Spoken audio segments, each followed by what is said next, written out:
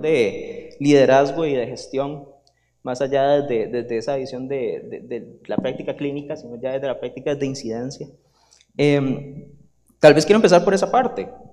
¿Qué es lo que le motivó a usted a especializarse primero en nefrología pediátrica y luego pues hacer nacer una idea, una iniciativa como Fundanier? ¿Qué lo inspiró a usted pasar de esa práctica clínica a un proceso de acción colectiva? Ya.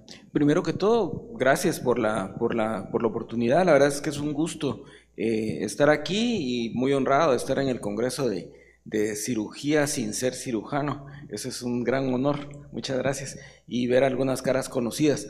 Pues yo soy, como dijo Andy, nefrólogo pediatra. Me entrené en Estados Unidos. Regresé a Guatemala porque me entrené con una beca de la Sociedad Internacional de Nefrología. Y al regresar a Guatemala, pues me topé con que no había cómo tratar a los pacientes, y los pacientes que había estado tratando yo y salvando en otros países, al regresar aquí, pues no habían las condiciones necesarias. En el Hospital Roosevelt del Servicio de Nefrología tenía 2 camas y se mantenían vacías porque la mortalidad de los niños con insuficiencia renal crónica terminal era muy alta.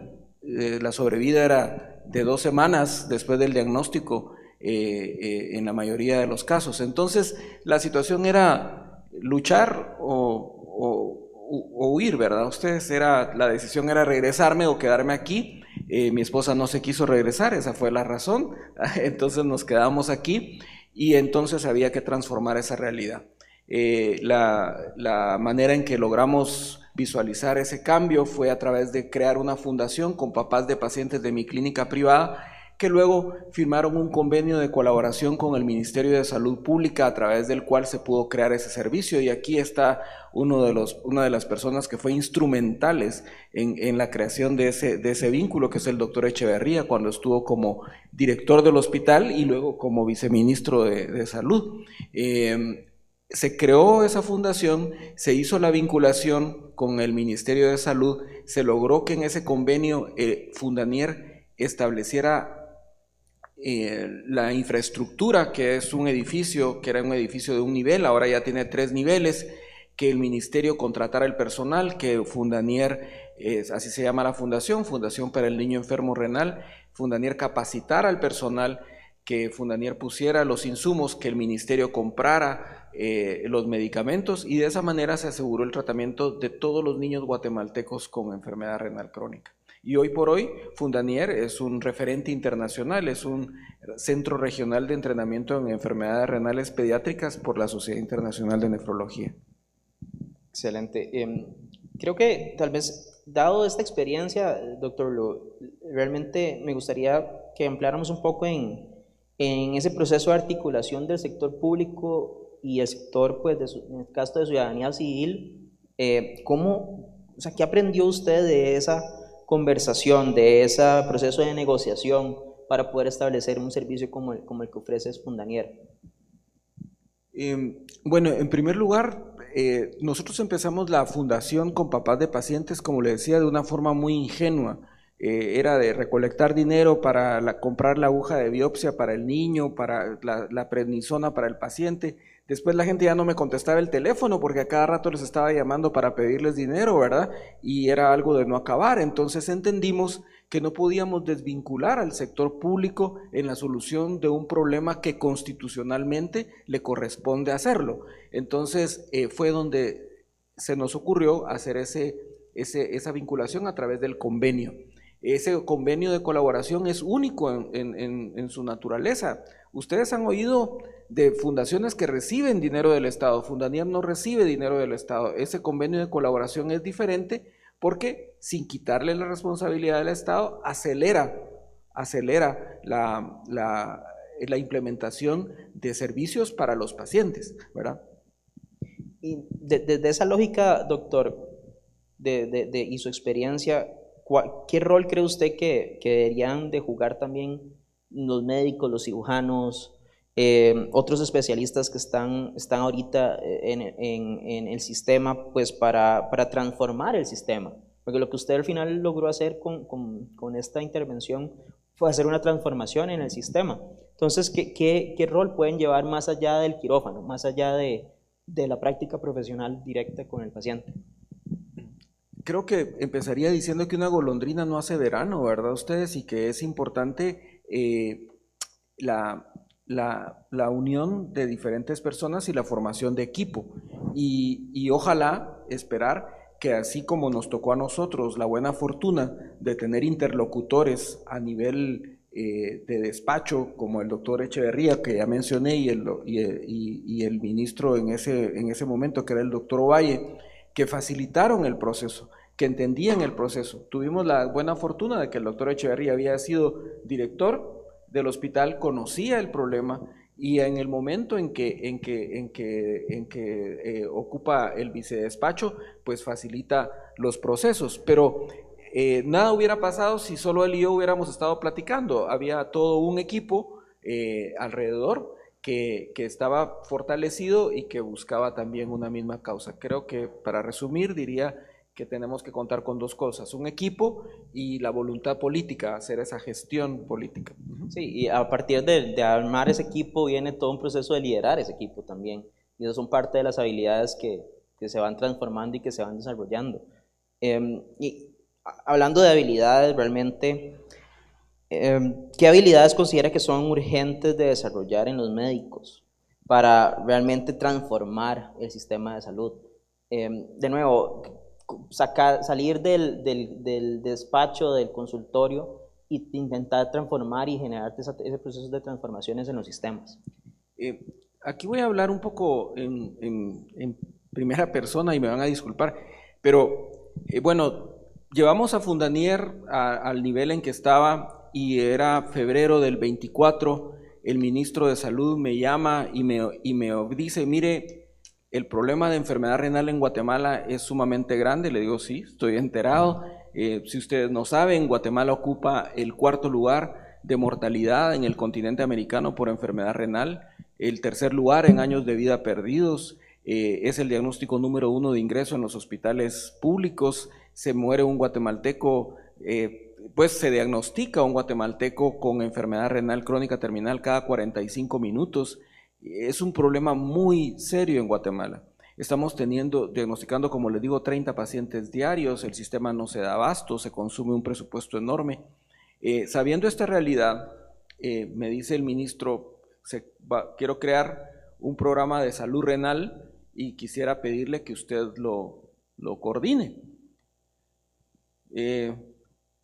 Pues digo yo, es un reto que vale la pena plantear, lo consulto con mi familia, tomo la decisión que acepto el reto, pero me topo con una realidad. Y para responder su pregunta, yo he sido toda mi vida un nefrólogo clínico, o sea, sé tratar la insuficiencia renal, pero de eso a estar dirigiendo un programa nacional hay una gran distancia, y entonces caigo en la realidad de reconocer mis grandes deficiencias en cuanto a desconocimiento en administración, en cuanto a desconocimiento en gestiones del liderazgo.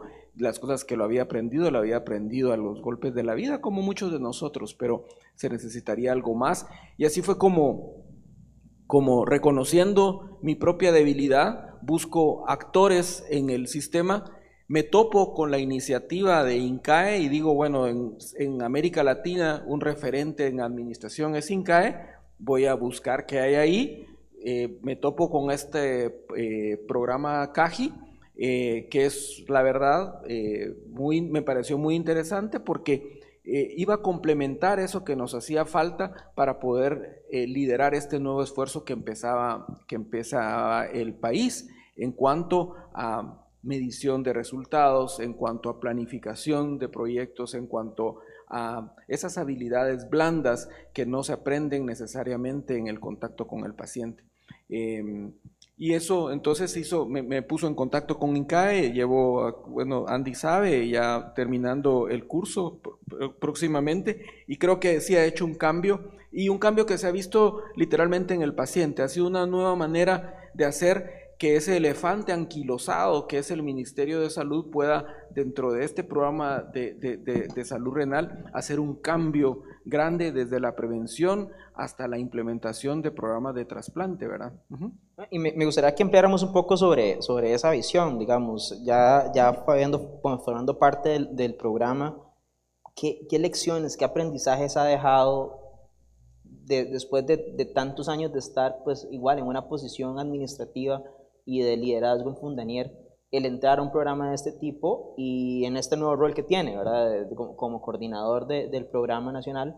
¿Qué aprendizaje sobre gestión, sobre liderazgo, sobre innovación, pues le ha dejado y cómo ha influido en el trabajo, con un poco más de detalle? Sí, yo hubiera querido que esto lo hubieran escuchado quizás los residentes de cirugía o quizás gente joven, sin despreciar a la audiencia presente, por supuesto, ¿verdad? Pero creo que tenemos que tener nosotros como médicos la visión de que en algún momento, sobre todo si hemos hecho bien el trabajo, en algún momento tendremos que tener posiciones de decisión importantes. Y ojalá yo hubiera adquirido el conocimiento en administración, ¿sí? Desde un punto de vista privado incluso, antes me hubiera facilitado mucho el camino.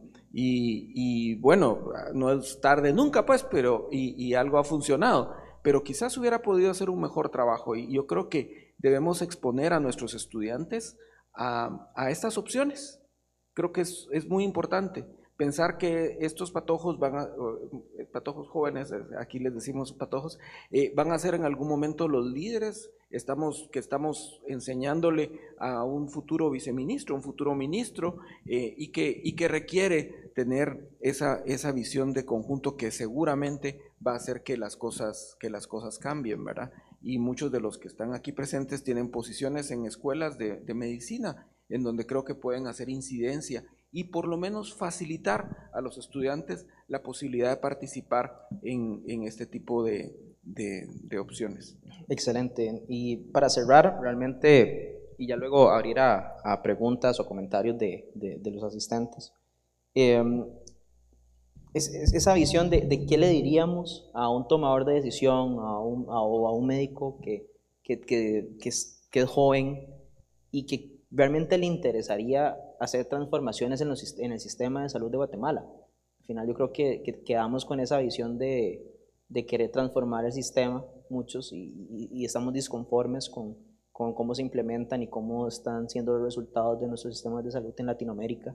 ¿Qué mensaje le podemos dar a ese tipo de líder que tiene ese deseo de transformar, pero que no sabe por dónde empezar a hacer las transformaciones? Sí, nuestra sociedad no es equitativa y eso es evidente, y esto se evidencia en la salud principalmente y particularmente en la enfermedad renal crónica. Creo que esta enfermedad podría ilustrar la inequidad que existe en la sociedad. ¿Qué le diría a alguien? Bueno, creo que lo que le diría sería que el conocimiento y la buena voluntad no son suficientes. Se necesita tener ese andamiaje teórico que nos permita tomar las decisiones correctas en el momento correcto e implementarlas correctamente y medir los resultados de esas decisiones.